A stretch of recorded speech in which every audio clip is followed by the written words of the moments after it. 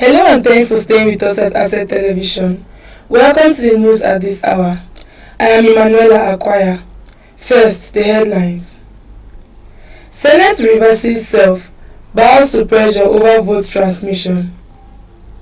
Customs assures onion farmers of clean trade corridor. Kogi shuts markets to curb security crisis. Now the news in detail. The Nigerian Senate on Tuesday passed the Electronic Transmission of Results Bill, bowing to mounting pressure and criticism over its earlier decision on the matter. The passage followed a motion raised under a point of order seeking to rescind and amend the earlier provision, changing the wording from transfer of results to transmission of results. The motion was moved by the Senate Chief Whip, Senator Tahir Mongono. The development triggered a rowdy session on the floor as some senators openly disagreed with the motion. Senator Oyinaya Abaribe invoked Order 72, calling for individual voting on the motion, but later withdrew his request. Subsequently, Senator Dike Blank moved the motion that the earlier votes and proceedings be adopted and approved as amended. The motion was seconded by Senator Seri Ake Dixon. Naya Baribe, and I represent Abia South. My point of order is Order 72, Mr. President.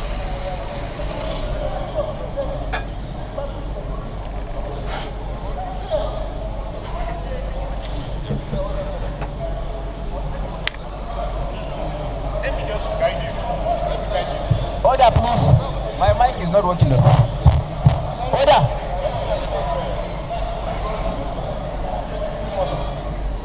All the extra.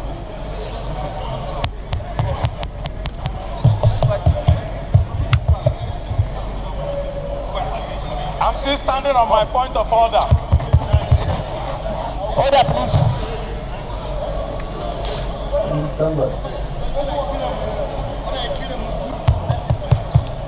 After putting the question to a voice note, the Senate President declared the motion passed, announcing that the membership of the conference committee had been expanded from 9 to 12, with Senator Simon Lalong named as chairman and others as members. The Senate President expressed optimism that, if all issues are resolved, the President will assent to the bill before the end of the month.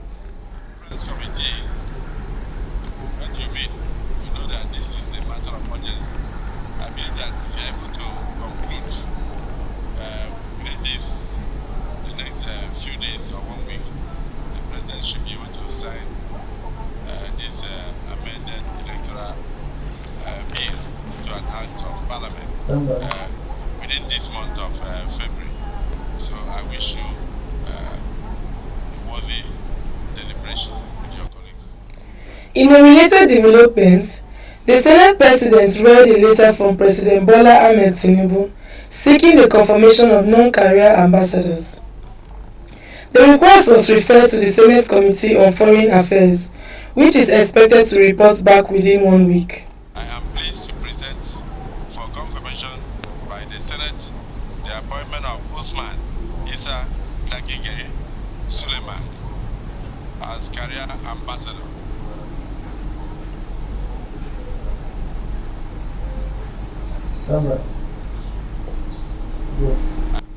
Former Governor of Rivers State, Rotimi Amechi, on Tuesday said the ruling All Progressives Congress is opposed to real-time electronic transmission of election results because the party is apprehensive of losing election.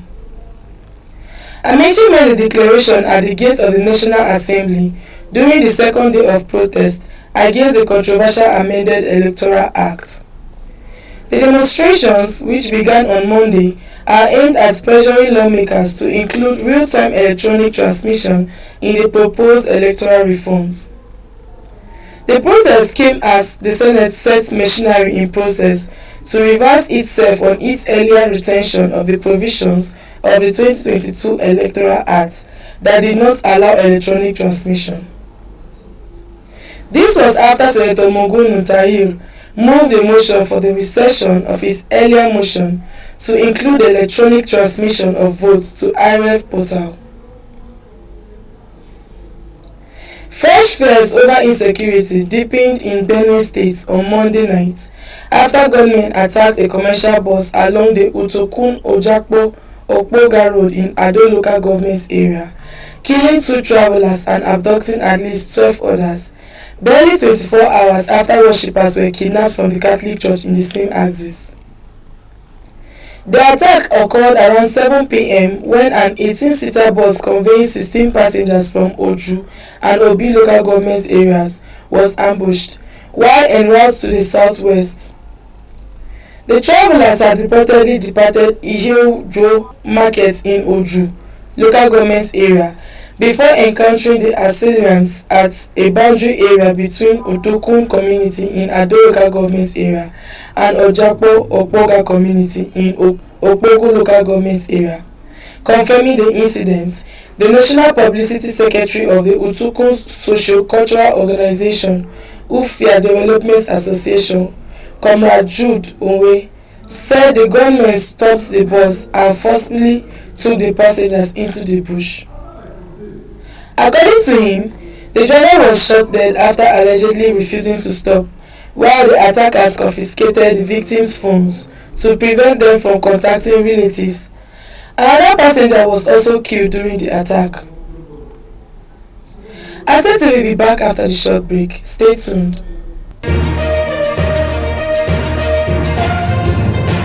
Why are you listening?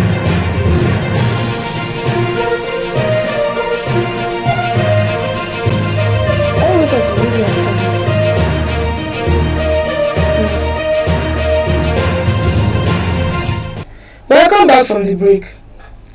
The Comptroller General of Customs, Adewale Adeniyi, has assured onion farmers and export-focused stakeholders of the Nigerian Customs Service commitment to removing non-tariff barriers to create enabling environment for export trade.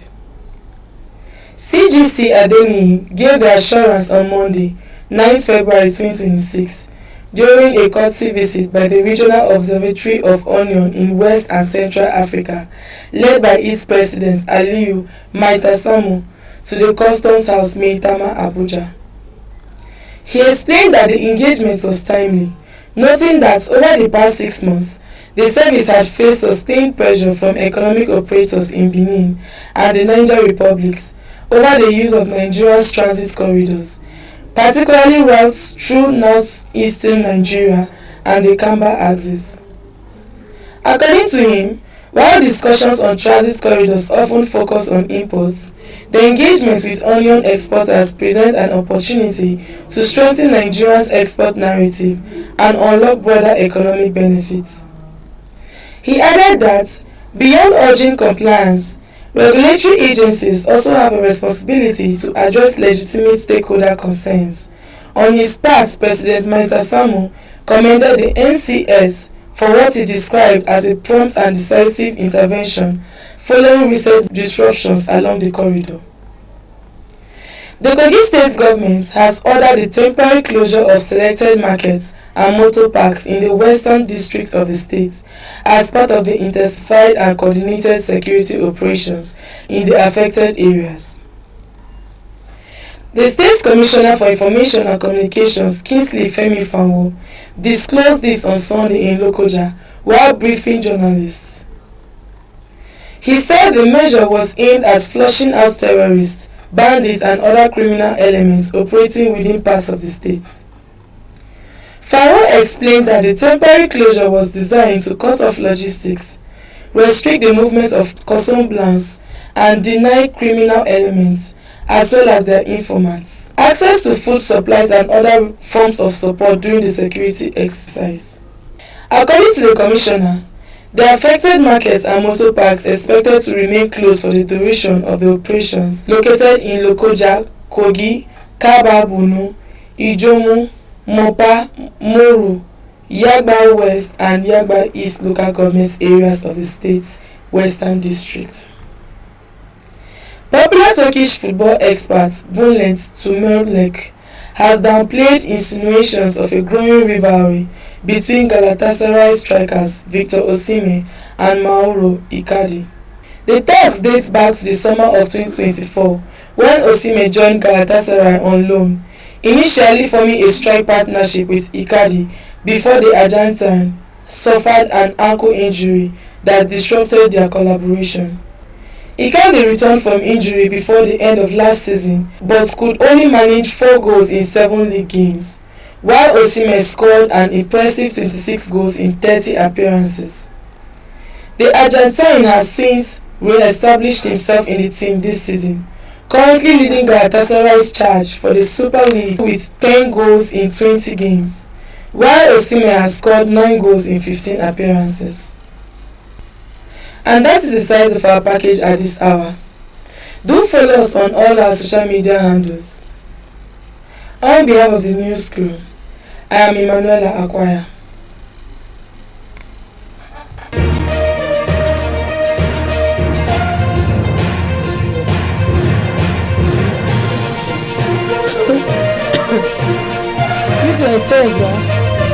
Why?